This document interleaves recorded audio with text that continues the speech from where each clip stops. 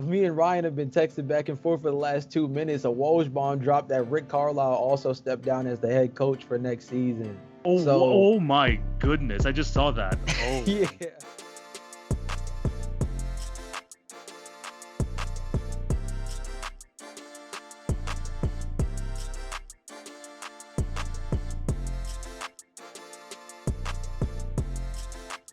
Hello and welcome to the Friday, June 18th edition of the TV on Basketball podcast with your host, TV. Hope you're all having a fantastic day and thank you for clicking on to watch or listen to today's episode. Before we start, I got to plug my other platforms. Remember to follow at TV on Basketball on Twitter, Facebook, and Instagram for updates on the podcast and for other awesome content. If you're on YouTube, remember to like, share, and subscribe. Hit the notification bell. That would be highly appreciated so you won't miss an episode. And for all the podcast listeners, subscribe, leave a review if you're on Apple, and just show your support on any way possible on any of the other networks. I have an awesome show lined up for you guys today. I've got some new guests on the podcast to talk some more NBA playoff basketball. I want to welcome Jalon. I want to welcome Ryan, two guys from the Hoop Talk podcast. How's it going? Welcome to the show, guys. Appreciate you for having us on TV. Yeah. Thank you again for allowing us to come on. Yeah, I've been knowing these guys for a while. I've been on their podcast actually a couple times over the last few months. If you guys haven't seen those already, I've been sharing on my Instagram and stuff. So yeah, I've been on the show a couple times. This is the first time on this show. Another new guest. It's going to be a great episode today. We're going to talk some NBA playoff basketball, talk about the amount of news that's happened this week, which has been absolutely ridiculous, man. Like, not even like this week. I mean, what was your reaction to everything that happened yesterday? I woke up confused. I mean, the double injuries thing was like nuts. I guess it wasn't an injury with Chris Paul, but it was one of those things where you're just like, really? Like, somehow you still get out of the second round and end up with something. Kawhi's was a little bit more noticeable just with the way he came out the game. It was something that I kind of felt might have happened, but that was interesting. And then the double coach fire. I was like, wow, the trigger is happy so far for some of these teams that are already sent home in terms of pulling the plug on some of these coaches. Yeah, I mean, that was absolutely crazy. Ryan, what was your reaction when you saw all the news yesterday? 2 coach firings, 2 star players that are going to be out for an indefinite period of time in the playoffs. I would say that this was a huge day for NBA news, but I almost can't believe what's going to happen in the playoffs because who knows? Another coach could be fired after the playoffs. I mean, there could be another star player that could join the injured list. A lot's going to happen. There's a lot that could happen. Yeah, I know. That was absolutely crazy yesterday. And it's not going to be done, man. I mean, this Tuesday we have the draft lottery, so that's still coming up. It's going to be absolutely insane. And we're going to talk about a lot of things on today's show. It's going to be action heavy. I'm going to have all the links to their podcast down in the description of this video and also in my link tree so you can go check them out. They're called the Hoop Talk Podcast. They've been doing this for a while now. You should go definitely check them out. They got some good conversations going on over there. But yeah, this is going to be a long episode, so we should really get right into this. We're going to talk about the playoff series that happened this week and just the games because even like outside of the NBA, obviously, like outside of the games, there's been some crazy, crazy news. But these games this week, man, have been equally as crazy. And we're going to start off with the most craziest one of the night. Yesterday, the 76ers Hawks. Oh my goodness, that game is ridiculous. But we're also going to be covering Game 4 as well, where the Hawks won 103 to 100. The story of that game was basically that the Hawks just completely shut down Joel Embiid in that second half, 0 for 12 from the field. Like, that was just an insane, just like the 76ers just couldn't develop any offense, and Joel Embiid just was completely stopped. He definitely looked hurt, but he just played absolutely horrible in that second half. And then on the Hawks side of things, I mean, John Collins, all those dunks in that third quarter, all just like bring all the momentum back to Atlanta. That was a crazy game. And then Trae Young also had a career high 18 assists. But yesterday, oh my goodness, yesterday, the Philadelphia 76ers were up 26 points at one point, and I think it was like a 22-point game with like 2 minutes left in the third, and they gave it all back to the Atlanta Hawks, and the Hawks ended up winning this game to take the 3-2 series lead, 109-106. Some crazy stats from this one. I mean, Joel Embiid and Seth Curry were the only ones to score a field goal in the second half. I mean, this was a crazy game. I mean, if you guys, like, let's just get right into it. Jalon, we're gonna start with you. Like, what were your thoughts like so far in the series so far, and just that game yesterday? I mean, the biggest thing about this series is that I found it so interesting that Joel Embiid has been able to play above his weight, right? And I think that sounds interesting because you're like he has the bona fide mismatch in this matchup specifically, whether it's Clint Capella or John Collins. But the thing is, with him having the injury, we figured he was either going to be unable to play or just not fully effective. The fact that he's played at such a high level throughout this series has been really interesting. His ability to close is one of those things that I think touches more on the injuries effect. I think it's not his ability throughout the game. I think it's his ability to hold on and kind of keep his wind and last throughout the game in order to help close. The other thing is Ben Simmons, man. This hack of Ben stuff is getting ridiculous. Out of hand. I think I saw something the other day where there was a stat dropped where like I guess he's like the first guard in playoff history to miss 10 free throws. Oh That's man. an insane stat. Now I know it's kind of tricky because it's like Ben 6'10 doesn't really play like a guard outside of the facilitation, but that's where he's listed, and that's the kind of thing that had history counting against him in this circumstance. And then on the Atlanta side of things, I think the biggest thing is that Trae Young is getting just about everything that he's kind of used to, right? The other day, Yeah. the biggest thing that was kind of weird with him is, like he's associated with like the Steph Curry mold and like being this elite 3-point shooter, but like he only shoots about 31% from the 3-point line, at least so far during these playoffs. And he did most of his damage from the line the other day, which is kind of something that he's starting to slowly get a reputation for. He was kind of getting it for the wrong reasons earlier on in the season in terms of the way he would draw fouls. But Trae Young has just been able to get everything that he's wanted and then some. And it's showing in terms of him being able to get his other guys involved. The DeAndre Hunter injury was huge, and we took a fall for it. I want to say it was, I mean, games 2 and 3 were kind of hard considering that we had Solomon Hill playing way too many minutes. But this conversion to putting Kevin Huerter in the starting lineup has been something that's been huge. And I think you have to give Nate McMillan a lot of credit for that. So I would think on both sides, both teams have kind of played above their weight in one way or another. But the fact that the Hawks are up 3-2 right now with a chance to close is insane to me, because on paper, I don't even think we would have given them a chance to go, even a chance to go 6, depending on the circumstances, if Joel Embiid wasn't injured. Yeah, honestly, just like last game, I mean, it really did feel like it was kind of a turning point for the 76ers. Like, at least like we knew that Embiid was going to bounce back. There was no way he was going to go 0 for 12 in another half again. But somehow, some way, the 76ers, like, I think this has been a story the whole playoffs, that they just cannot get it done in close games. In the fourth quarter, they just fold. Ryan, I mean, you've seen this whole series. How are the Hawks up 3-2, man? Like, let me know. Watching the first 3 quarters of that game last night, I could not tell you if the Hawks were going to win that game last night. But after what I saw with the Bucks Nets game the night before, I mean, I wasn't expecting a blown lead of more than 20 points, but when the Sixers were up by 26, I was for sure thinking the game was over. But then you insert Trae Young going on a crazy scoring run. You insert a lot of bench scoring, which Jalon, I said yesterday on our podcast, that was one of the keys to success for winning Game 5 was the bench scoring from Danilo Gallinari especially, but Lou Williams adding 15 points as well. So I think when you add in the fact that you had Trae Young going on a crazy run, you had additional scoring coming off the bench, Atlanta was able to hold off Philadelphia. Now, in terms of Philadelphia, look, if I'm Coach Doc Rivers, I'm making sure Ben Simmons and Joel Embiid are in the gym late at night trying to practice free throws, because Joel Embiid, before the last 2 free throws of the game, he was 11 for 11, and he ended up missing the final 2 free throws that would have cut the lead to 1. Yeah. But you guys mentioned Ben Simmons too. Ben Simmons 4 of 14 from the free throw line. I mean, I know that he's probably getting a lot of hate on Twitter right now, but like, he's been getting hate all playoffs long, man. I mean, I just don't understand how you missed 10 free throws in a playoff game, in a very critical playoff game where most of the teams that win Game 5 go on to win the series. But look, I know there were some bright spots. Joel Embiid, outside of the 2 missed free throws, 37 and 13. Seth Curry had a great game. He looked a lot like his brother out there, Steph Curry, for a second, with 36 points and 7 of 12 from 3.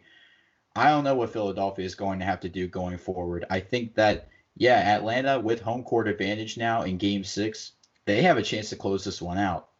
They 100% do. But you guys are talking about Ben Simmons a lot, and fair enough. Everyone's is going to pile up on Ben Simmons. Tobias Harris. I Okay, knew look. TV was going to come get him Okay, if somebody okay. wasn't. Yeah, here's the thing. Last season, I went off on Tobias Harris on multiple episodes because I thought that him getting that max contract, he wasn't living up to it.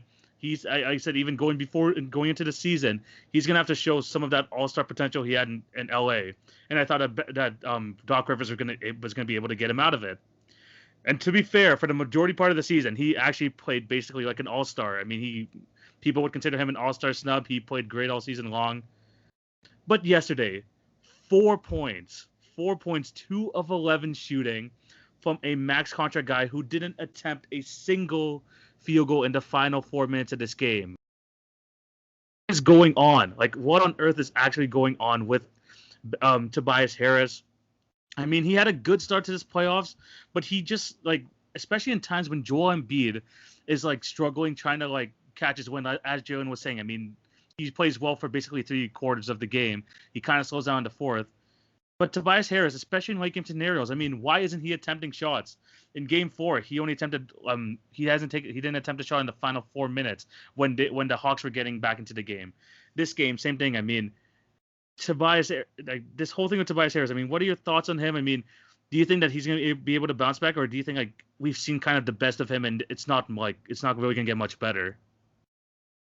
I mean, I think it has to improve, right? 4 points, I think, is something that is kind of the low end in terms of him. I don't think there was anything that they did too crazy defensively that I think took him out of his game. I think it was just simply him not knocking down shots, and because a lot of the stuff was him.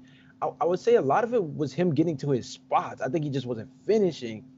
And I think that was very conducive throughout the team because, again, you mentioned it earlier, Joel Embiid and Seth Curry were the only ones to hit field goals in the second half. Like, that's conducive of just the entire team being off their game. I think the other thing, too, to take into account when it comes to Tobias is this is the problem with a guy like this not being a two-way player as your third option, right? Because he's in a situation where this is the intriguing thing about Paul George. People give a lot of flack to Paul George about, like, and we're not now considering what took place the other day. But typically the association with Paul George is when he's disengaged on the offensive end, he at least is able to go on that other side and hunker down and play defensively. And if he has an impact on that side of the ball, if you know basketball, you see his impact on that end. The thing with Tobias Harris is he's not able to go on that other side of the floor and still have his presence felt. Hence why, as much as he has this inability to score, Atlanta has that ability to score back on him. So he's basically giving up everything that he's not giving them back in return, which is basically making him a net negative, which is hard to look at a guy who is your quote-unquote third option as a guy who's not doing you anything but a disservice. Yeah, like especially yesterday. I mean, he just did absolutely nothing. I mean, at least in Game 4, you could say that, look, okay, he did well for the first 3 quarters. He just didn't show up in the fourth. This game, he did absolutely nothing. 4 points, like, that is just unacceptable for a guy who's getting paid over $30 million a year. Just like that was embarrassing. But before we move on to the next series, we're gonna end this off with Ryan. What do the 76ers need to do? They're in an elimination game scenario. They're going back to Atlanta. What do they need to do to get this victory and get back into series? Well, other than Joel Embiid having a great game, you have to kind of rely on guys like Tobias Harris and Seth Curry to continue to play the way they've been playing, except Tobias Harris with Game 5. He struggled a bit. But I feel like that was just an off game for him, considering that he had 4 straight 20-point games in the first 4 games. So I feel like Game 5 was just an off game for him. I think for Seth Curry, look, if he continues to keep playing like this, he's going to be the second option on this team, and he may run Ben Simmons out of Philadelphia. And now that the series is getting down to the wire with possibly the final game, Game 6 in Atlanta, you need your best players to step up, but you also need your supporting cast to step up. So if Joel Embiid can have a 37-13 game and nail all of his free throws, and the 76ers don't make the same late mistakes that they've been making in the fourth quarter, they'll be able to win this game. But if they keep turning the ball over, committing fouls, missing shots in the fourth quarter, they're not going to win this game. Yeah, 100%. And the thing is like we mentioned earlier, like on paper, the 76ers should be the better team, and the fact that they are down 3-2 is very, very worrying. And we didn't even talk about. I mean, we did talk about Ben Simmons. He did and his like struggles at the line laying games. I mean, like last question quickly before we move on, but is there a chance you see them like not playing Ben Simmons in like those final 5 or 6 minutes, especially if it's a close game? Either of you can answer this. That's tough because defensively, I feel like they still need him. It's hard to say that just because Trey gave them buckets the other night that he's still not their best perimeter defender for a guy like Trey. So I think it's tough to take him off the floor. But if he's costing them that many points, I think they might be forced to. I think the question with that is, do you trust Shake Milton just as much? I think you trust him to knock down the free throws, but do you trust him enough to be able to commit on the defensive end to be able to, still hold Trey in check? I think that's tough. Yeah, it's definitely going to be a tough thing. And these tough decisions that Doc Rivers, I mean, he's down again in the series. He could be out again in the second round. This is something that's going to be a key factor going into this next game. But that wasn't only the crazy game that happened last night because, yeah, again, like the game after that, honestly, I mean, obviously it wasn't just as crazy, but the fact that the Clippers were able to get this win is ridiculous. But yeah, this week the Clippers got 2 big wins to take the 3-2 series lead over the Utah Jazz. They won Game 4, 118-104. This was before the Kawhi Leonard injury. Game 4, two guys scoring over 30 points for the Clippers. 31 for Kawhi, 31 for Paul George, 24 for Marcus Morris. I mean, this game was over in the first half. I mean, if you guys remember Game 4, the Jazz just went cold as ice. And I'm not talking about the nice ice cold like Trae Young is. I mean, this is just cold.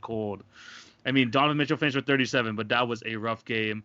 I think they only got it to as close as like 11 in the second half. So it was a complete blowout. The Clippers won that comfortably. But we're going to get into this news a bit later. But Kawhi Leonard, literally as part of the big news yesterday, sprained his knee, and they are very much like worried that it could be something with his ACL. So we're going to talk about that later and kind of how that affects the Clippers. But in terms of yesterday's game, somehow, some way, the Clippers were able to get this victory.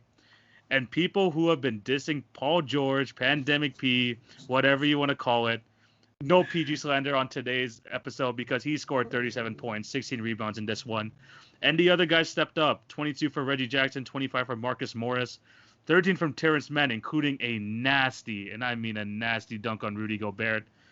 And the Jazz, I mean, they played really good in the first half, 17 threes. I think that's like a franchise record and a half, maybe even NBA playoff record and a half for threes. I mean, that was just crazy in the first half. But they went cold. They couldn't pull out a victory against a team without Kawhi Leonard. I'm going to start with Ryan here. What happened in this game, and how couldn't the Jazz just get a win over playoff P?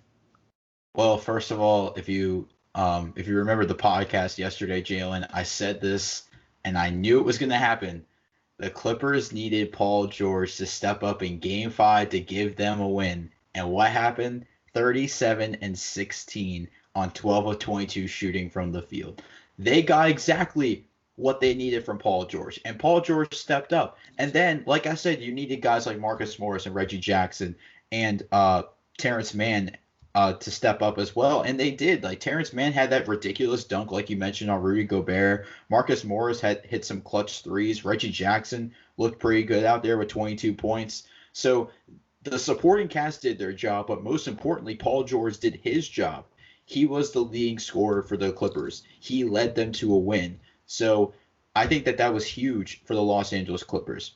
For the Utah Jazz, TV, you were right. They went cold in the second half. But somebody who wasn't as cold as the rest of the players, Bojan Bogdanovic, I think he needs to get more credit than what he's getting right now. He locked down Kawhi Leonard in the fourth quarter of Game 2, and now he's their leading scorer with 32 points, nearly 50% shooting from the field. He hit 6 threes in the first quarter and then 9 overall.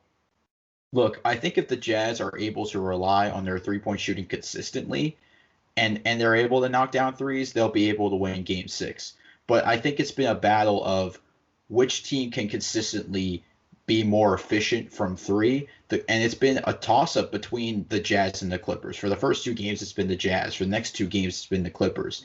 Now the Clippers are starting to kind of gain the edge again in that department. So if the Clippers continue to play the way they've been playing, and Paul George continues to step up and have almost like a Kevin Durant type comeback game like he did in It's Game light. It 5. was light. It was light. Mhm. Yeah.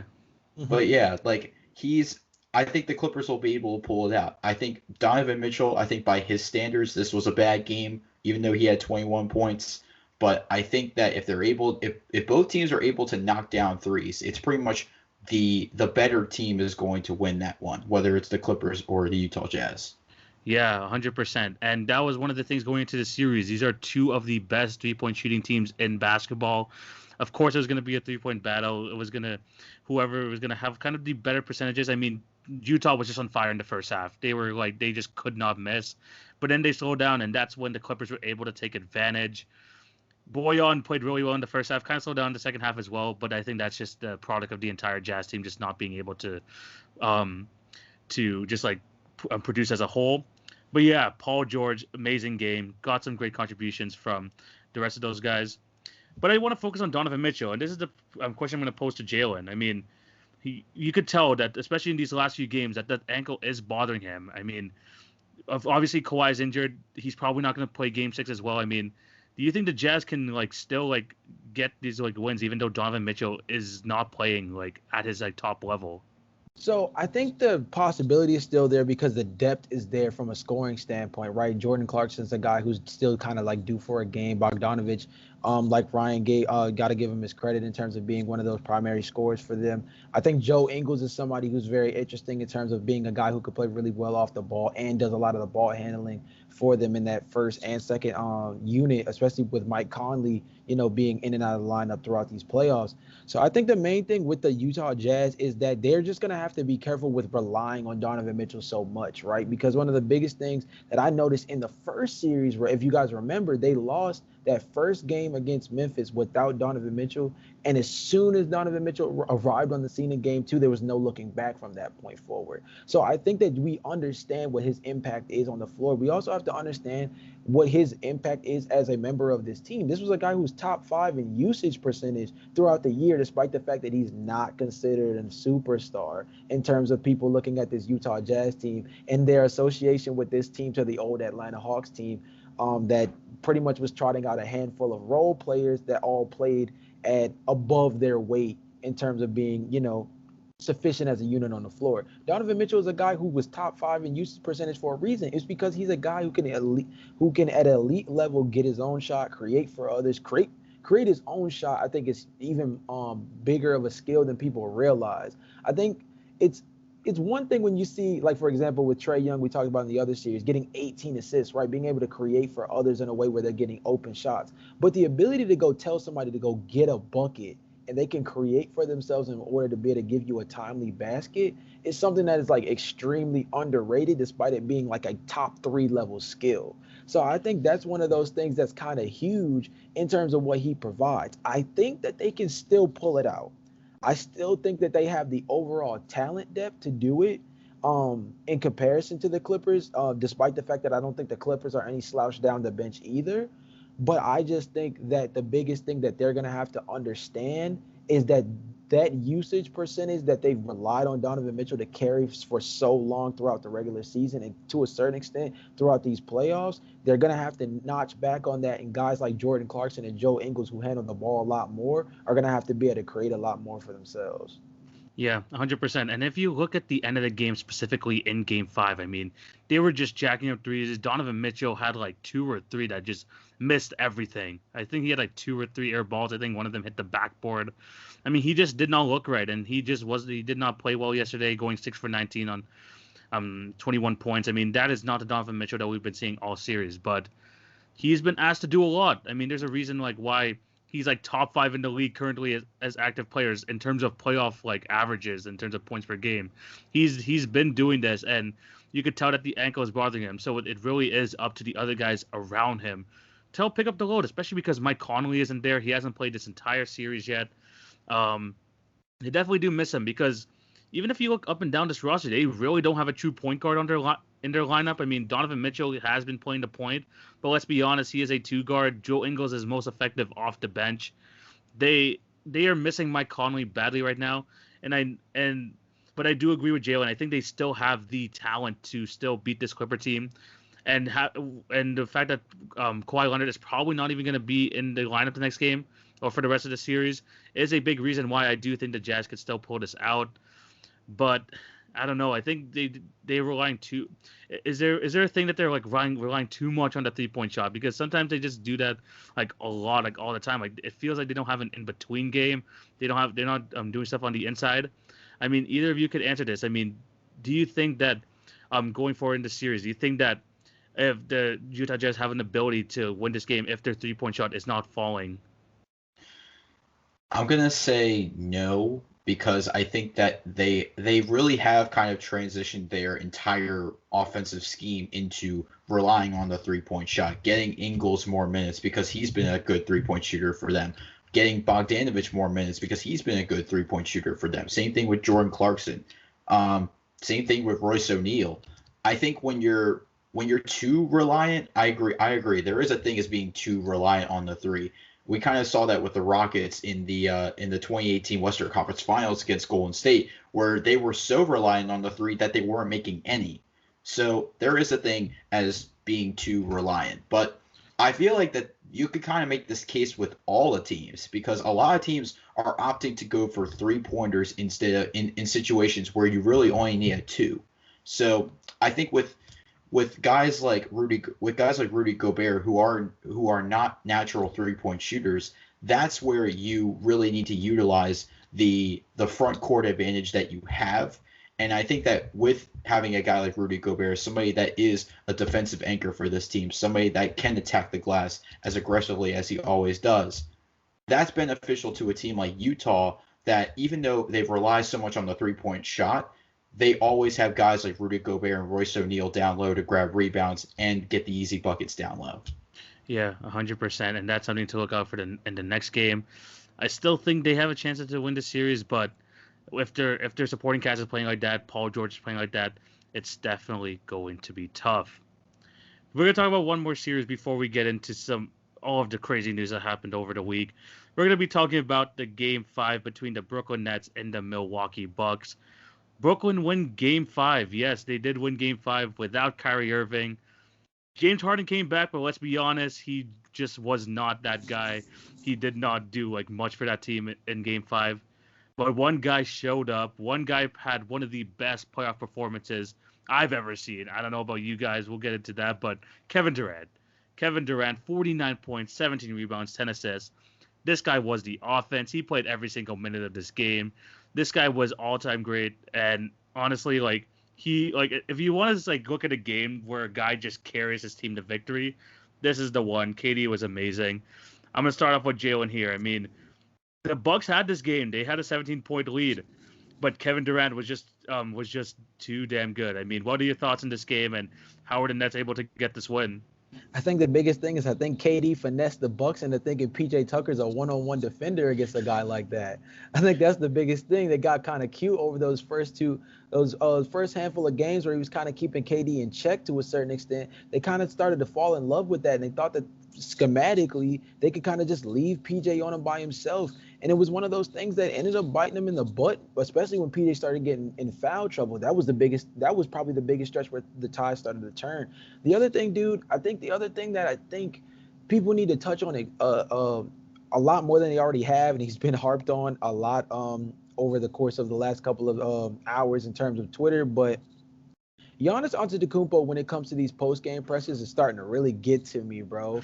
Because, and I say that because of the fact that it seems like he always kind of like grows this courage, talking about the defensive end post-game after another player has given them 30 plus already. You know what I mean? The dude drops nearly 50 points on Stephen A. Smith's call, by the way. He literally booked it. Yeah. And you decide that after the game in which you spent the entire time covering Joe Harris defensively, you decide that after the game, when you step into the post-game presser, that's when you want to tell everybody that you want to take on the assignment of being this primary defender on a guy who plays your own position. Like Yeah. that shouldn't even be something that I feel like is even debatable, and I find that so interesting. And I asked Ryan about this when we did the pod the other day. Like, whose fault is it? Who is it to blame? Is it Bud for making the decision of leaving Giannis within this scheme, or is it Giannis for not being able to step into that superstar mentality and say, I'm going to guard the best player? My friend phrased it to me in a really interesting way. And TV, I'm just going to throw it back to you Yeah. this way. He phrased it in a really interesting way by saying that he thinks that Giannis Antetokounmpo is a role player in a superstar's body, a guy who is formulated, a guy, you especially coming from overseas, there's a certain aspect of being able to just kind of fall in line as a guy who falls behind the coach and just sits within a scheme and does what he's asked to do. And I think he's wired like that, the nice guy who's going to step out and do what he's asked to do while using his physical gifts when applicable, right? But he's never going to step into that situation where he kind of literally flexes the fact that he's a two-time league MVP, a guy Yeah. who is just coming off of a Defensive Player of the Year award, not even a season ago, and decides that he wants to wait until post-game pressures to talk about it. I think that that's so interesting to me that my friend brought that up, and I kind of just wonder how you feel about that. No, that's definitely like a nice, interesting way to look at it, because that is true. Giannis doesn't have that kind of like big. I mean, he's a fun-loving guy. He's definitely like a nice guy to kind of like see in interviews and stuff, and like he's always like joyful and stuff like that. But he doesn't have like, I'm that guy. I'm gonna drop 30 on you. He doesn't have that mentality, and maybe it does come from him coming over from overseas. Maybe it's just like that whole mentality. But the thing is, I mean, he has never had no one beside him to kind of like keep him in check. And he has no one to tell him like, hey, you're a two-time league MVP.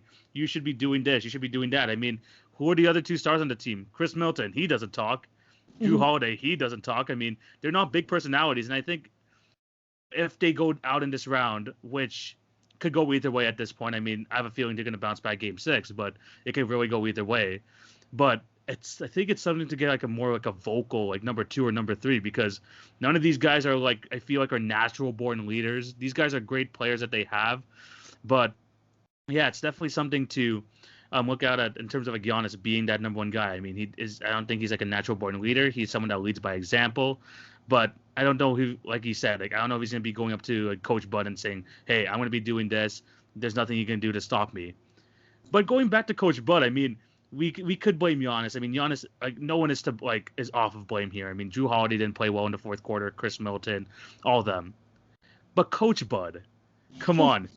This is the thing. Like I talked about this, I think, like on my recap a couple days ago. But the Phoenix Suns, when Anthony Davis came back in Game 6, what did they do right away? Attacked Anthony Davis. They knew he wasn't right. Why? And they just kept going to him until they're like, okay, we can't play this guy anymore. He can't even move on the court, and then they took him out. Where was that on James Harden? Where was that? This guy was playing on one leg. This guy didn't want to go into the paint. Why not try to get these switches, try to get him into pick and rolls, and just attack him constantly? And there was a couple times in the fourth quarter where they tried to do that, but Giannis was hitting a post fadeaway. No. That isn't right. I mean, at some point, I mean, obviously, like, at least with the Milwaukee Bucks, it feels like they're making the same mistakes over and over again. And yes, you can blame the players for not converting, but like, can we just fire Coach Bud like midway through the series? Like, please, like, this is honestly like so like infuriating to watch. I mean, I'm gonna throw it back to Ryan here. I mean, is it even possible? Like, can the Bucks even like win with Coach Bud? I mean, this is like what he's been doing, especially coaching wise this season, going back to the other seasons. I mean, it's really hard to watch, and I think it's another example of that in Game 5. Yeah, they need a new coach. I don't think that there's any more evidence needed after watching Game 5 that Coach Budenholzer's done after this year. Here's when I knew it was over. I'm watching Giannis do with the fadeaway late in the fourth quarter with about 2 minutes to go, and he's guarded by James Harden, and Harden's like, no, wait, I got this. Yeah. Fends off the double team, and Giannis bricks the shot essentially. That's when I knew it was over. And like another thing, like I don't know who is making the call to have Giannis run up to the line and take threes when Blake Griffin's standing like 3 feet away from him, but like that's another problem. Why is Giannis taking threes when he doesn't have to? Now in Game 5, he definitely fixed that issue because he was attacking the paint more. Yeah. He definitely had the size advantage over Blake Griffin. But in these first 4 games, I'm watching him run up to the line, Blake Griffin standing, hands out like this, waiting for him to shoot the ball, and at the last second he runs at him and then he misses. I think he was like 3 for 8 in the first 2 games from 3. So I don't know whose call it was to have Giannis take this many threes in this series, but whoever's it was, they need to take the blame. But overall, yeah, the Bucks definitely need to go in a different direction. This team does have a lot of talent, but I don't think Coach Budenholzer Coach Budenholzer is the guy to lead this team going forward. Yeah, 100%. We talked about Coach Bo, we talked about Giannis. The other guys didn't step up as well. We gotta put some blame on them. I mean, Drew Holiday and Chris Middleton were brought to be those perimeter shot creators when Giannis wasn't doing his thing, and they haven't really done that all series long. So we gotta put some blame on them too. But I agree with Ryan. It's done. I mean, Coach Bud, I've been calling for his head since last season. They brought him back. I mean, they got the 3rd seed this year, and again, just the same mistakes year in, year out. I mean, at some point, I think what is it? The definition of insanity is doing the same thing over and over again and expecting different results. You're not getting a different result from what Coach Budenholzer. And I think the only thing that could really save this job is if they win a championship. And I know they're down 3-2, but there's still a chance. If you look at the landscape of the NBA at this very moment, the Suns, Chris Paul might be out. I mean, I think the Bucks are probably the healthiest team out of the bunch. I mean, Brooklyn, we don't know how James Harden's going to play in Game 6 going forward. Whoever comes out of that Clippers Jazz series is going to be hurt no matter what. It looks like Kawhi might miss even extended periods of time. And obviously the Jazz, the Donovan Mitchell situation, the Mike Conley situation. Charles Barkley played it best. There's actually a good chance that the Bucks can win an NBA championship.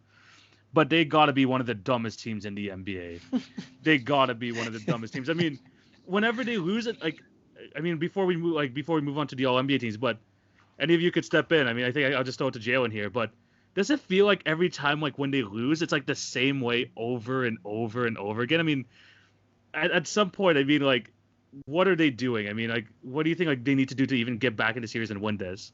I mean, I think the biggest thing is just the fact that their other guys need to step up because they have to understand that Giannis is at a detriment when it comes to his ability to be effective offensively. At the end of the day, the stat line is going to tell you Giannis is an all NBA level player, right?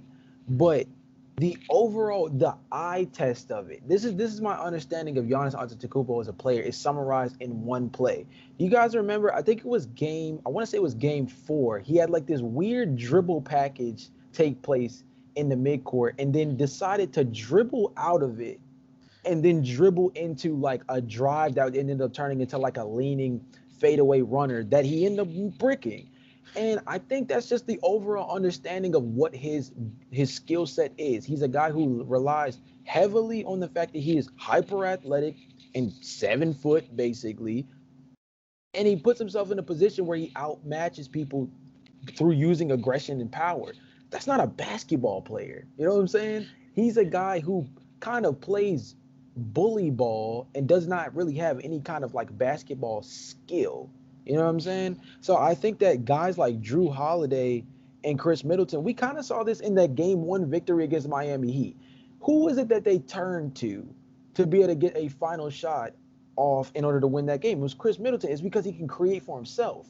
You're not asking Giannis Antetokounmpo. People need to really think about this for a second. Giannis Antetokounmpo is their best player so far and above that people literally look down on Chris Middleton the 2 years that he made All-Star.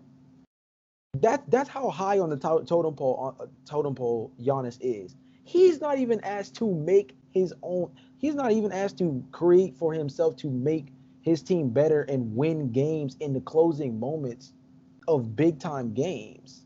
That should tell you everything you need to know. So I think the biggest thing is that Chris Middleton and Drew Holiday need to play up to this money. I think that's probably the easiest way to phrase it.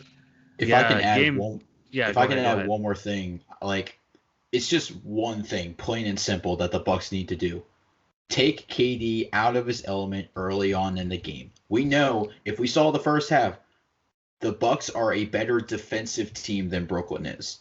So all you need to do is force KD into bad situations where he cannot get a shot off and take him out of his element early. Yeah, plain and simple, plain and simple. Game 6 is tonight. That's going to be a very interesting game, elimination game for the Bucks. One more thing before we move on to these All-NBA teams. Please, Coach Bud, please stop running plays for Giannis at the top of the key. Please That's all I'm just saying. tell him. Please just stop doing that. Like, honestly, it's hard to watch. Please stop doing that. Tell him to stop shooting jumpers. That's it. And other guys, just please step up. Let's move on to this because finally we got news about the All NBA teams and the All Defensive teams. We're gonna start with the All Defense teams first because I don't think it should take too long. I don't think much people have an opinion on this.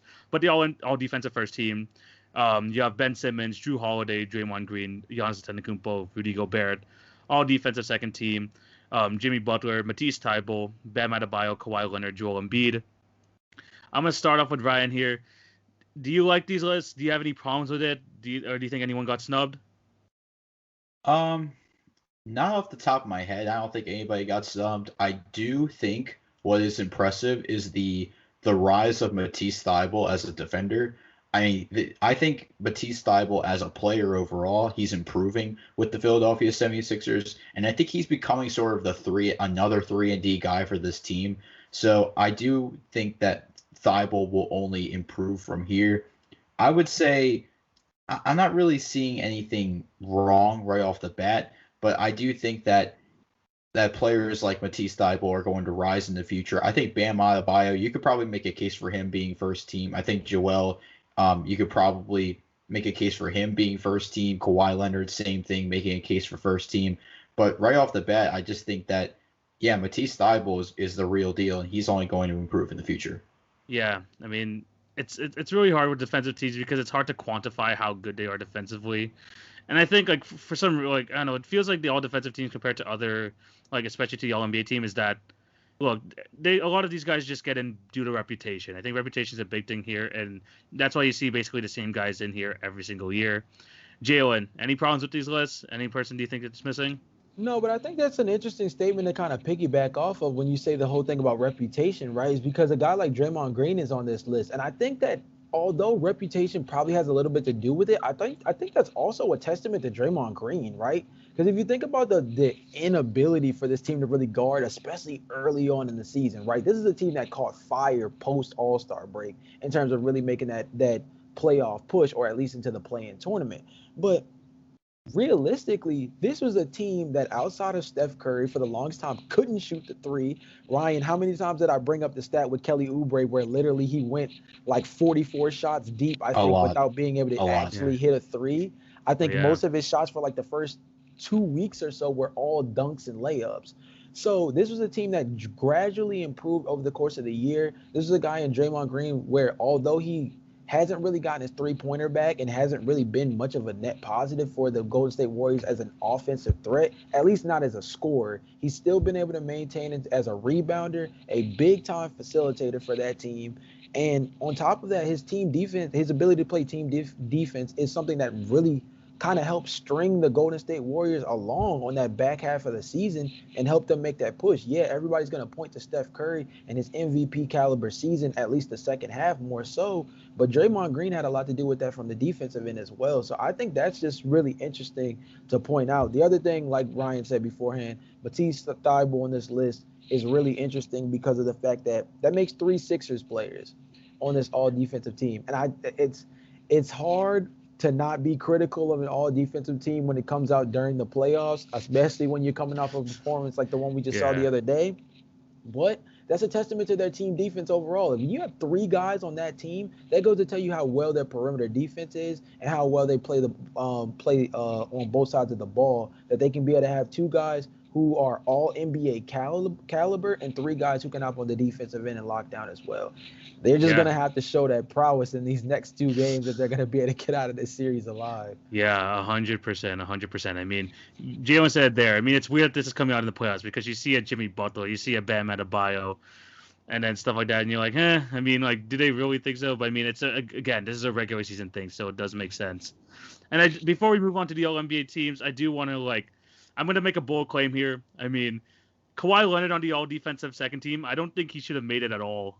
I honestly I do think not that's believe. fair. I think that's fair. Luca gave him buckets all of the first round, and I think that was only indicative of like just who Kawhi Leonard is as a defender now. He's Yeah, not the guy he was in San Antonio where he was asked to be a defensive stopper. He's a guy who has put a lot more on the offensive end, and it just shows. I mean, it's okay. He's a bucket still. It's fine. yeah, but yeah, I mean, like I think this is like, again, I said it earlier. A lot of these guys get in like over and over again because of repetition. This is clearly the case with Kawhi Leonard. Honestly, the only change I would make here is actually remove Kawhi Leonard and show love to Mikal Bridges, man. Mikal Bridges Big is facts. like, he is a very, very good defender. This guy is lanky. I can't believe the 76ers traded him for Zaire Smith on draft night. That honestly, that hurts for 76ers fans because Mikal Bridges would have been amazing for them if he was able to stay. But he has been like, I mean, the Suns defense is top 10. He is like their best perimeter defender. He gets a lot of steals just because of his length. I think he's going to be on this all defensive team like quite a bit over the next few years. And again, I think people just need to like bring attention to that. And I think like if people start saying, "Oh, where's Mikal Bridges on this list?" He'll probably be there next year. I don't think the people voting on this actually look at defensive stats, defensive plus minus, whatever. They look at the guys like, "Oh, this guy's a good defender. Let's just put him in." And I think if we talk about it enough, Mikal Bridges will be there next year. We could speak it into existence. But yeah, this is all defensive teams. We'll just move on to the All NBA teams, where this is where the juicy stuff comes in. All NBA first team. I'm not afraid to say this, but I got every one of these right. Steph Curry, Luka Doncic, Giannis Antetokounmpo, Kawhi Leonard, Nikola Jokic. All NBA second team: Damian Lillard, Chris Paul, Julius Randle, LeBron James, Joel Embiid. And then the All NBA third team, we have Bradley Beal, Kyrie Irving, Jimmy Butler, Paul George, and Rudy Gobert. Let's start off with Jalon here. Obviously, this is where where it gets juicy and stuff. I mean, all NBA teams. Do you like them? Is there anyone that you think is missing? Man, the missing department is definitely there. You know, the big question with these lists all the time, right, is if you're gonna say somebody does not deserve to be on, who are you taking off, and then who are you replacing them with, right? Because there's always this ploy for this guy's not on the list, but who are you going to take off to fit them there? I think the easy one off the top is, and I understand that there's this infatuation with the New York Knicks and what they've done so far this season. Being a top 4 seed is definitely impressive, especially considering their squad. But I still think that Jason Tatum was overall the better player at the forward spot for that second team. I think there can be an argument, especially with the fact that Julius Randle was, I think, top 2 in minutes played this season. And he was so effective and winning the most improved player. I think that if anything, I think that you could argue that Jason Tatum makes it over Jimmy Butler or Julius Randle. But if anything, if Julius Randle's bumped out, I'd rather him be bumped down. I think that him being bumped down to third team and Jimmy Butler being out is actually more viable because I think that Jimmy Butler was effective on his time on the floor, and he definitely helped turn the Miami Heat season around to a certain extent. But this Miami Heat team was just not the team of last year in any shape or form.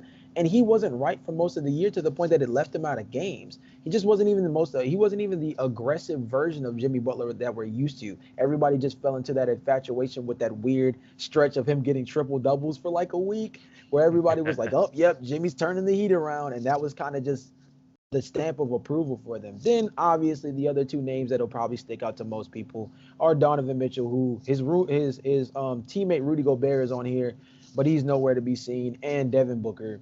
Top 2 seeds in the Western Conference, which is a big thing nowadays when we talk about the competitiveness in the West. I think that TV, we talked about this a little bit before we started recording. I think the easy guys to maybe take a look at in terms of maybe bumping them off is in that third team area. When you look at Bradley Beal, only guy on this list with a losing record. He was second in the league in scoring, but got to factor in the fact that the Washington Wizards made that late season push towards the playoffs, and that's probably what helped turn his whole thing around. But I still think that Donovan Mitchell had a better season. The tricky part with him is that 6 weeks out. That's the only reason why I have a hard time pushing for him. But then there's Devin Booker, who's been pretty dang available. Yeah. So there's that to be said. And then I think with Kyrie Irving, I think that it's a lot harder to knock him off the list but he's a guy who also missed a little bit of time. And I mentioned this to you beforehand.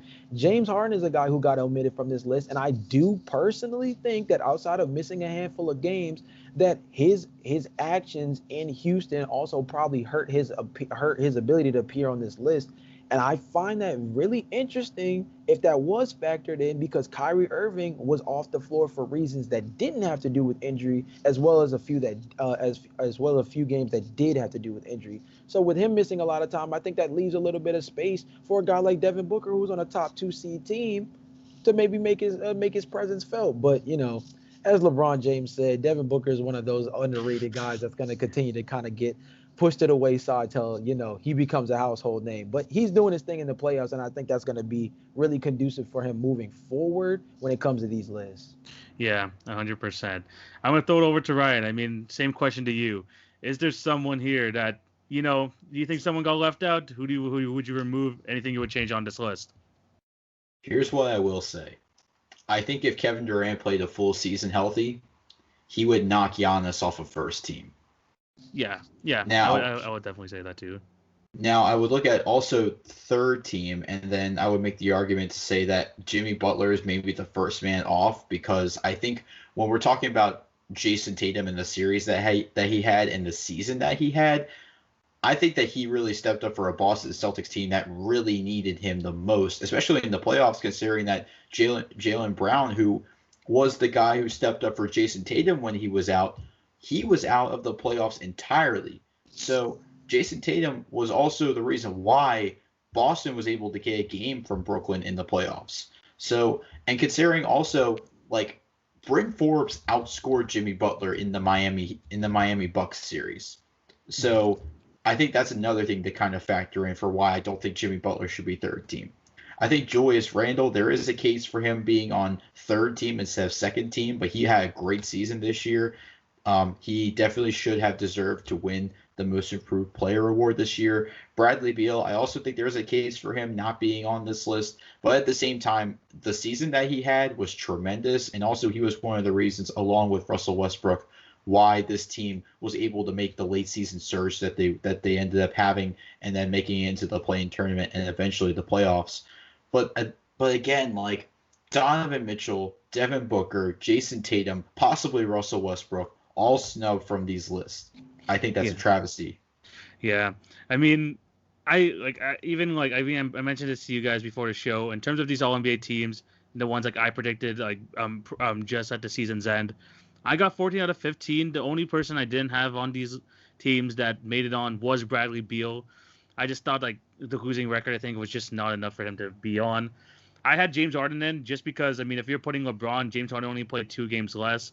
But Jalon did say it right. I mean, that stuff early on in Houston probably was like the determining factor for him not making this team. But still, I mean, Bradley Beal, I know the scoring is nice. The scoring is that, but Donovan Mitchell, I was thinking of him too, but the last 6 weeks, I think, honestly, just like made me kind of go off on that. But if anything, Devin Booker should have been on this. I think he is like the unsung hero. Somehow is still underrated, even though the Suns are just the number 2 team in the West. I don't know how he's still underrated, and I think Chris Paul is taking out a spotlight. But this guy, honestly, he's their best player. He's the guy that they go to, is their go-to scorer. This guy's gonna be a superstar in this league. And I think if you're gonna take someone off, it would be Devin Booker instead of Bradley Beal.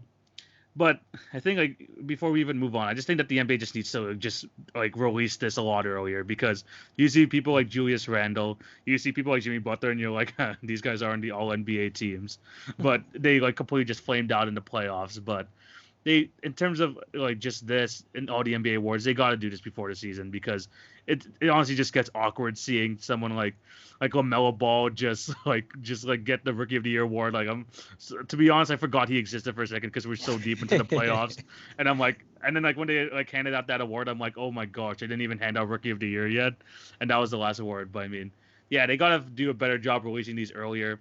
But these guys, I mean, they mentioned Jason Tatum. He definitely has a shout over Jimmy Butler. Yeah, they're all completely valid points, but I think for the most part, they got it right. I think you could say that they got it right. Maybe positioning could be sort of questionable, but yeah, I think these All NBA teams are looking good, except for maybe 1 or 2 players. But yeah, Before we end off the show, whenever I have a new guest on, we always have to do when it comes to talking about like other topics besides the games and stuff. We have a segment here called Hot, Cold, or Just Right.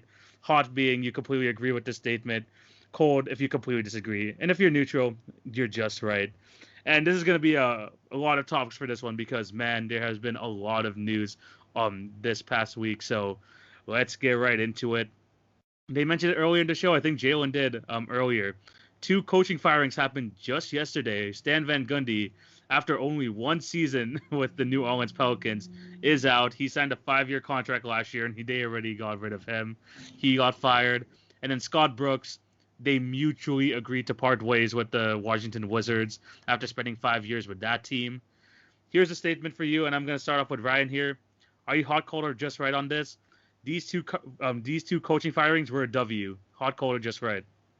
Absolutely hot. Because if you think about the long term success of the long term, I wouldn't say success, but like downfall of the Wizards, especially under Scott Brooks, we knew Scott Brooks couldn't coach this team, and he's been getting a lot of flack, especially from one of our friends who's a Wizards fan.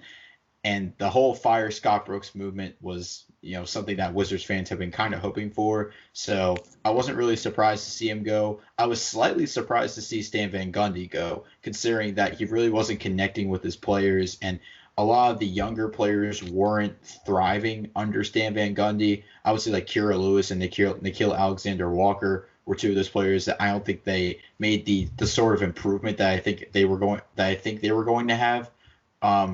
So yeah, I would say that this is absolutely hot.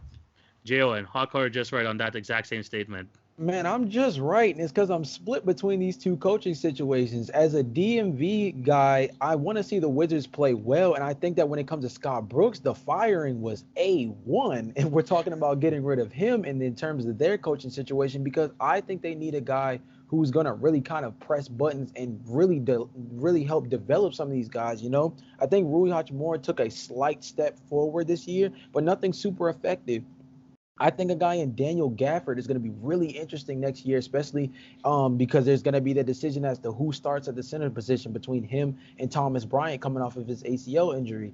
Then you have to look at a guy in Denny Avdija who didn't really play too crazy this year. Kind of hard to do when you have two ball dominant guards. But I think that he's a guy that as he develops, he can kind of fit in as a 3-and-D wing guy for this team that can also facilitate relatively well. But you got to have somebody who can bring that chutzpah out of him. You know what I mean? You got to get somebody who could really bring the best out of him. And I just don't think that Scott Brooks is that guy. I think he's a guy who has been lucky to be around talent just about everywhere that he's stopped. The OKC Thunder being obviously his main claim to fame.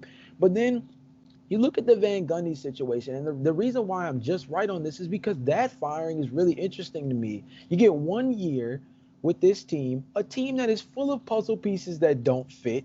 When we're talking about the fact that Steven Adams didn't play relatively well next to Zion Williamson, talk about the fact that Eric Bledsoe doesn't fit relatively well next to Lonzo Ball. This is a team that now has to make a decision on Lonzo Ball and Josh Hart in the offseason, something that was going to be tough with or without a coach. It's only going to be harder in terms of the idea of, obviously any other team would have to match. It's not the idea of like, what's the better situation out of the fact that these guys are restricted free agents.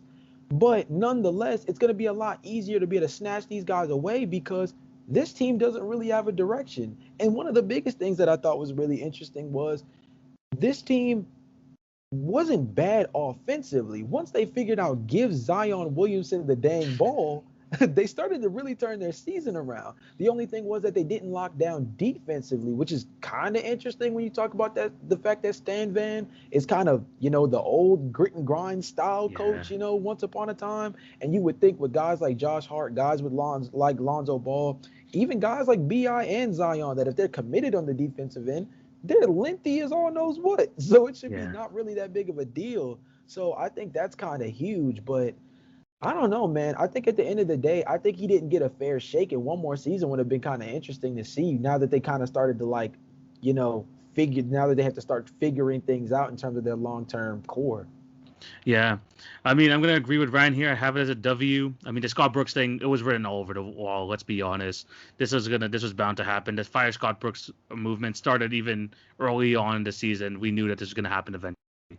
The Stan Van Gundy situation, yes, it's kind of weird, especially because he's only been there 1 year, and you want to give off that feel that you are like a good organization, that you are willing to stick with your guys. But I guess, I mean, a big thing here is the same thing with Nate Bjorkgren over there in Indiana.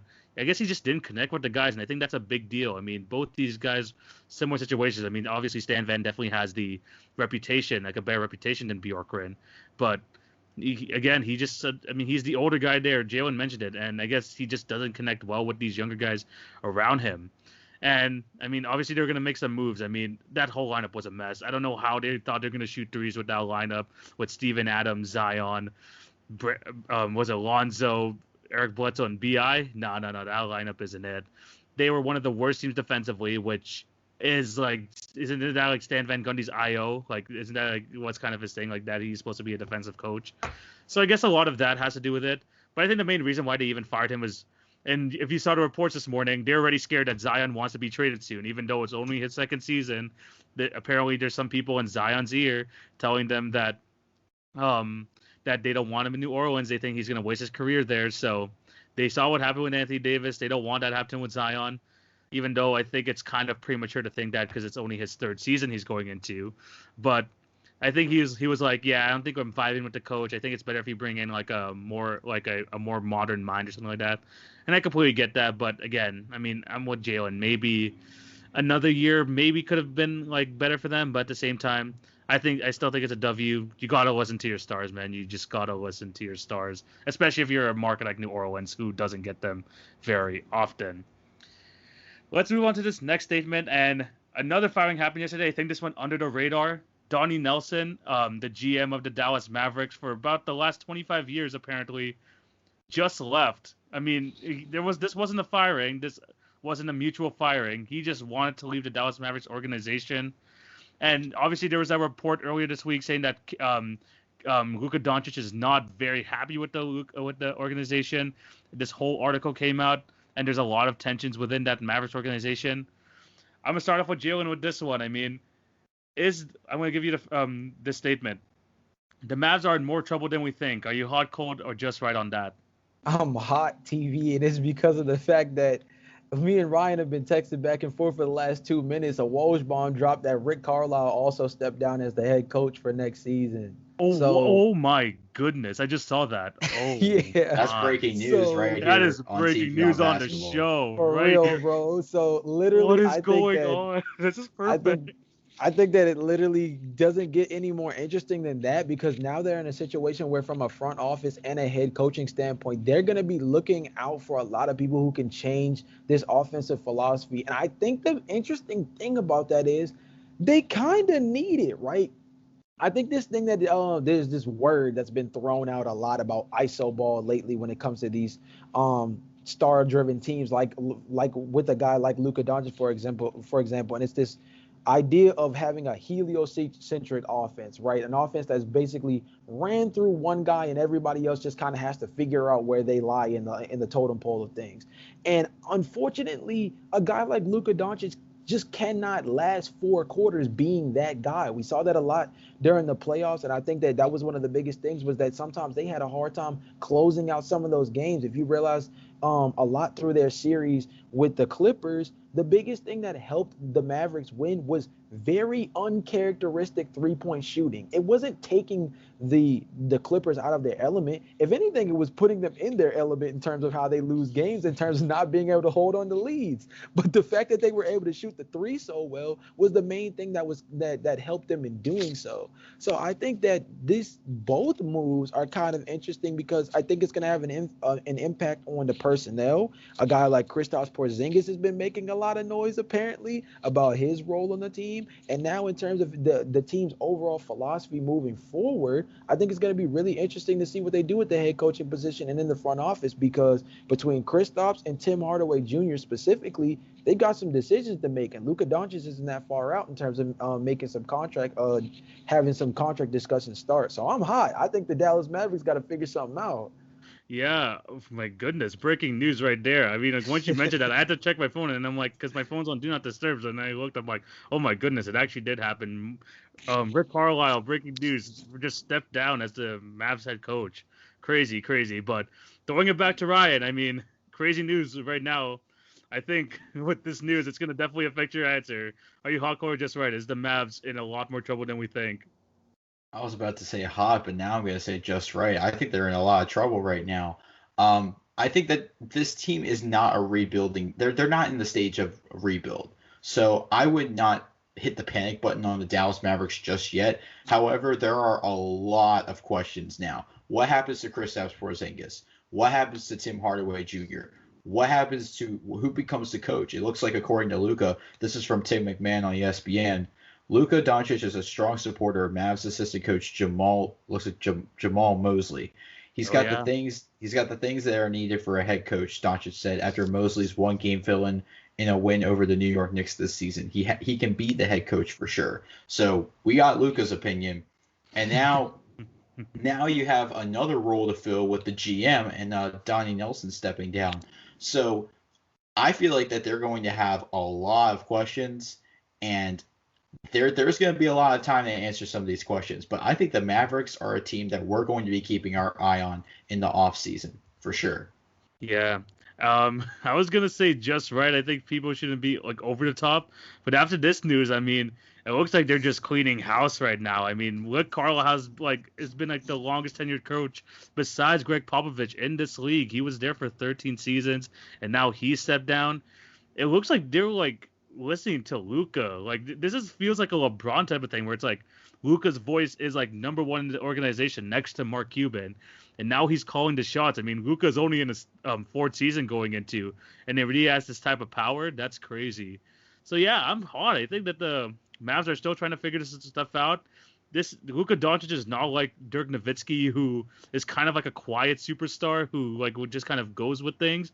Luka has a voice and he wants to win. He has made that very, very clear. So, I mean, that's definitely interesting. I think I was gonna go just right before this news, but I'm gonna go with hot now. This is gonna be very, very interesting, and that's This is affecting all of our answers.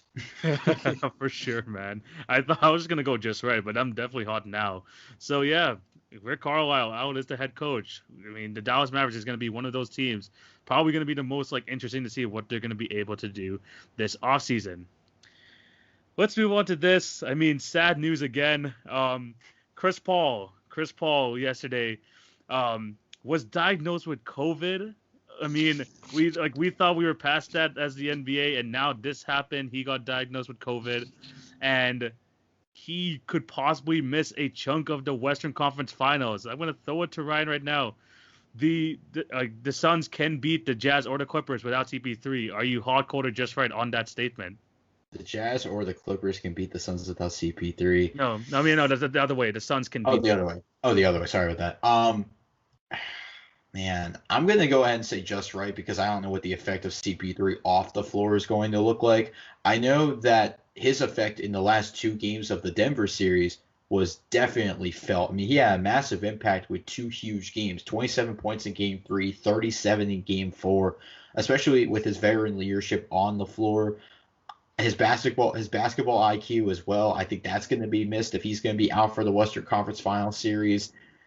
I mean, now it's just up to Devin Booker to really kind of carry this team like he did in the bubble in that 8-0 run. I think if Devin Booker is able to have the games that he's been having right now, or the games that he's been playing, I think that the Suns could actually pull out a victory against the Los Angeles Clippers or the Utah Jazz. I think that the Utah Jazz definitely are struggling, to say the least. I do think the Clippers going forward without Kawhi Leonard, I'm not sure if they're going to make the finals with just Paul George leading them. I do think Paul George is going to win them 2 or 3 games, but I don't think that he is the guy to lead this Clippers team, especially without Kawhi, to the finals. So I do think the Suns definitely have a chance in the Western Conference Finals, depending on who they face, but definitely losing CP3, that's huge. Yeah, it's definitely massive. And I mean, that was the first news out of that busy news day. That absolutely was heartbreaking, especially because you knew that CP3 was playing so good. But going into Jalon, Do you think the Suns can get a win? Like, can they go to the finals without CP3? Are you hot, cold, or just right? I'm gonna go.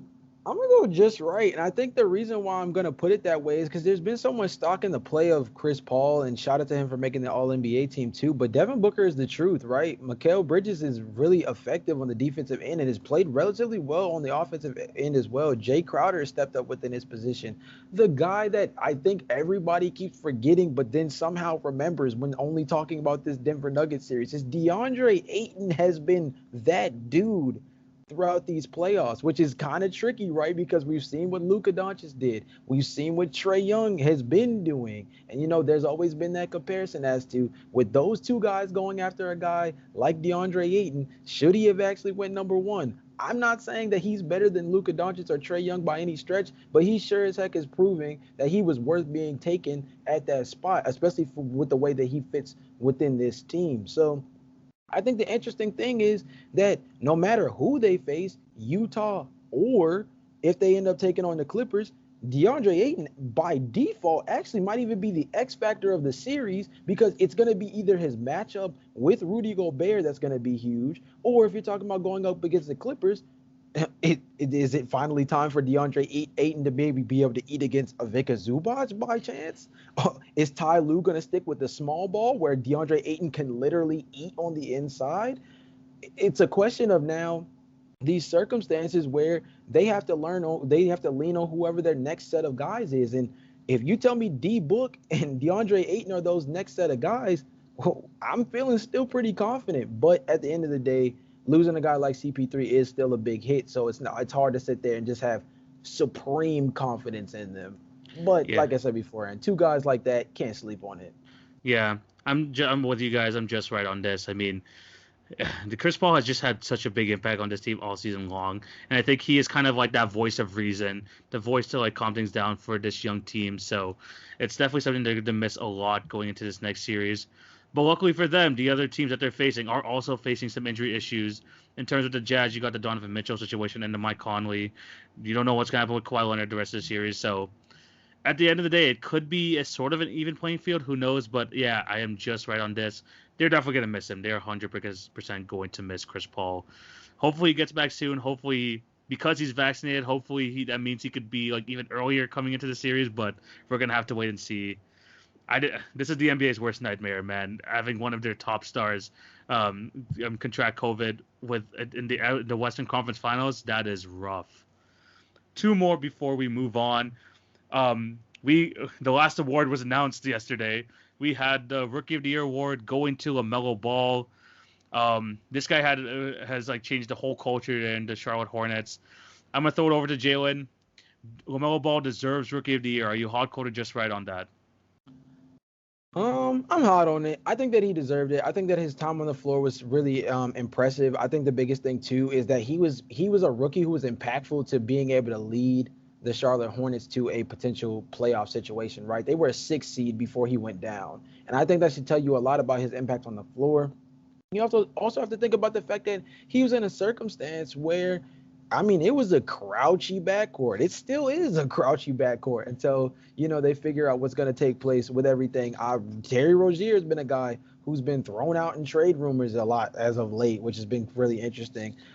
So I think that it's going to be really interesting to look at Charlotte moving forward. I think the next guy up that everybody knows is probably Anthony Edwards, but again, it's kind of similar to the same thing. With Steph Curry, for example, right? If you were a guy who had Steph Curry as your league MVP, I think you had that mindset more based off recency bias and the idea that in that second half of the season he was killing everybody. And I think Anthony Edwards was in a very similar set of circumstances.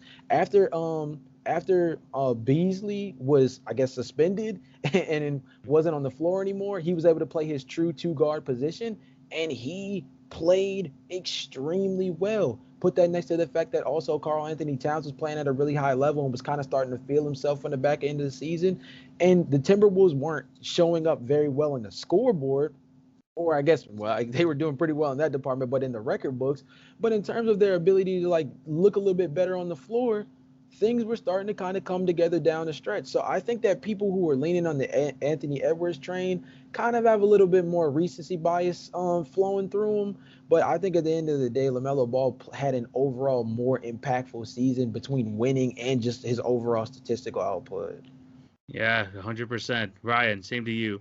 Does LaMelo Ball deserve Rookie of the Year? Hot, cold, or just right? I would say hot, but I'm slightly hot. I would say that with LaMelo Ball, he was definitely the most impactful rookie to his team, especially with what he did throughout the season, making sure that Charlotte was always staying in games. His ability to facilitate, his court vision got better, his shot making ability got better, his decision making got better as well. But I would say Anthony Edwards maybe gave him a run, especially with the last 20 games of the season. Anthony Edwards was really the most impactful rookie, the most impactful rookie outside of LaMelo Ball throughout the entire season. But the argument that you could give for Anthony Edwards being the rookie of the year was that he played all 72 games, which was something that was a cause for debate with last year's rookie of the year race with Ja Morant and Zion Williamson. A lot of people favored Zion because Zion is an amazing athlete and the stats definitely showed it, but he had only played like 24 games up to that point, whereas Ja played almost a full season. So there's definitely always going to be the debate. I think everybody's always going to have their case for who should have been Rookie of the Year. I think LaMelo definitely earned it this year, but Anthony Edwards gave him a run for his money. Yeah, I am just right on it as well. I mean, Anthony Edwards was my pick for Rookie of the Year just because I thought that the games missed was just gonna like kind of edge out Anthony Edwards in this, but LaMelo Ball won it. I'm not mad at it at all. I was actually hoping he would probably win it because he, like you guys mentioned, he had the biggest impact out of all the rookies. He changed the culture there, and they made it to a play-in tournament. I mean, that's good progress on the Hornets themselves, and LaMelo looks like he is going to be one of those like young superstars if he just continues to like stick with it. He looks like he has a bright future in this league. Not to take anything away from Anthony Edwards because not only did he play well in the second half of the season, but he massively improved in terms of efficiency, in terms of the way he was playing. I mean, he was getting more opportunities, and he definitely did step up to the plate and take them. I wouldn't have been mad with any of them. I chose Anthony Edwards, but LaMelo Ball, I'm not mad whatsoever. Congratulations to him for winning MVP. Final one before we sign out. You've seen the amount of injuries that's been happening here.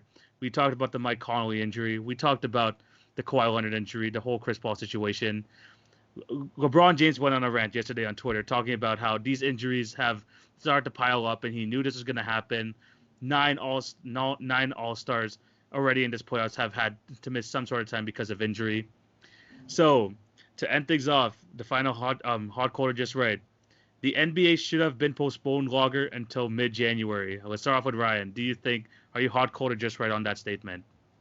Hot, absolutely hot. I think that, again, this is another situation where health matters. And I think when you take into account that the players played 72 games this year, essentially on a shortened schedule with not a lot of rest time and the amount of injuries, I think that's all the evidence that you need that this should have been a 50 or 55 game season. Now, especially when LeBron James is talking, people are going to listen. And I think people are probably going to act. And the people that I'm actually referring to, probably the NBA most of all. But I think that when you're talking about the health of the players, that's definitely most important. I think the injuries, especially with the amount of injuries to the star players of the NBA, like LeBron James, like Anthony Davis, I think that's probably the biggest concern going forward. Yeah. And going it back to Jalon, do you think should the NBA should have been postponed to mid-January? Are you hot, cold, or just right on it? I think I'm hot on that too. I think the biggest thing too for me is if they weren't going to postpone it, I still think that the shortening of the games, the shortening the season overall, I think is the other best idea. I mentioned this on our podcast beforehand that I genuinely believe that one of our best NBA seasons, regular season wise, was probably that 55 game lockout year that we had. Probably one of the most competitive seasons we've ever seen, and I think that that's something that could be really interesting to play around with moving forward. I understand that when it comes to TV rights and local television and radio and things like that, it gets a little tricky in terms of where the money lies and everything like that. But I think people are more likely to tune in when they know that there's less games and they know that there's a lot more on the line. And it's not like the NBA is afraid to break away from tradition or anything, because we realize that with the play-in tournament, the NBA has never been more exciting in the last 2 weeks of the regular season. Usually that's where the tankathon gurus go crazy in terms of messing around with the different sims and trying to figure out who's going to end up with the first overall pick based on the teams dropping games left and right. But we saw in those last 2 to 3 weeks with the play-in tournament that it was a huge success, because a lot of players, a lot of people, fan-wise, and a lot of TV shows, in terms of a lot of these debate shows we all listen to, were really tuned in to some of these bottom tier teams that were fighting for their playoff lives. So it wouldn't be a surprise for me for them to necessarily step away from this traditional aspect of going the 82 game season. And yes, they kind of did that on a short whim this year, but I think they could trim it even more and still see really positive results. So whether it was starting later or taking away games, I think that the NBA definitely should have made a more proper adjustment. Yeah, I mean, it was the shortest offseason in American sports history, 71 games since the end of the NBA Finals. I mean, it was going to be a rough turnaround, and you saw what happened with the Miami Heat. You saw what happened with the Los Angeles Lakers. They definitely felt the effects of that. And, I mean, it affected the rest of the players, too, especially those in the bubble. I mean, you see some of the top stars right now all getting injured, and it's really hurting kind of the quality of the playoffs. I mean, it's starting to lose its juice. So I guess I'm hot on it as well. I really thought that, I was hoping that it would still go smoothly, but these injuries are starting to pile up.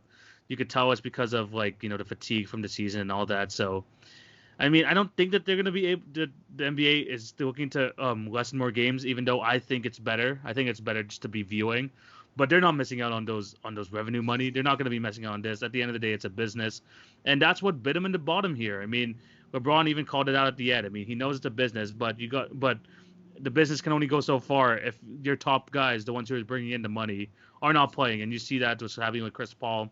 It might happen with Kawhi Leonard. Who knows? So I'm definitely hot on that. They kind of missed the boat on that. And now they're kind of paying for it. I mean, I saw a tweet on Twitter saying, if you think I'm watching a Utah Jazz Atlanta Hawks NBA Finals, you're tripping.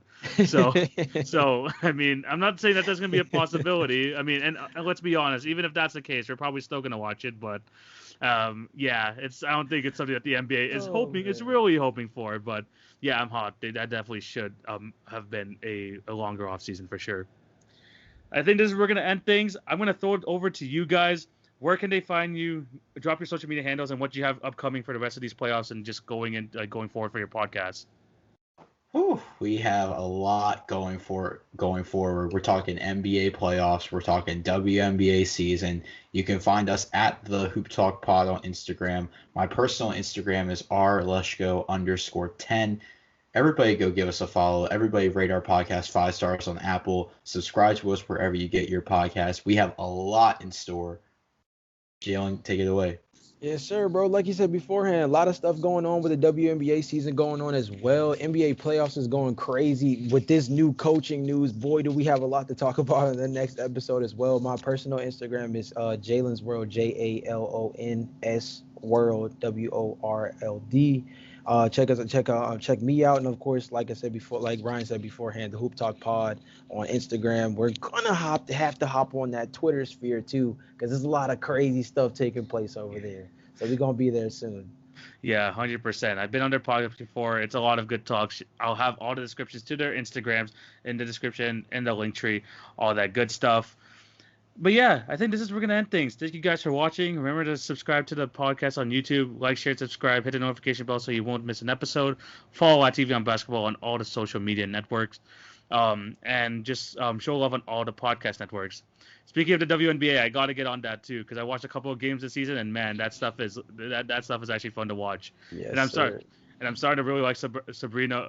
What's her last name? Ionescu. Yeah, and I'm starting to be a big fan of her. So hopefully I can get into it when the offseason rolls around and their playoffs start. But yeah, definitely go check them out. Remember to check out my stuff. This is where we're gonna end things. Thank you guys for watching. Hope you all have a fantastic day. Thank you guys for all the support. That's Jalon. That's Ryan. The Hoop Talk Pod. This is TV. Hope you all have a fantastic day. Take it easy, guys. Peace.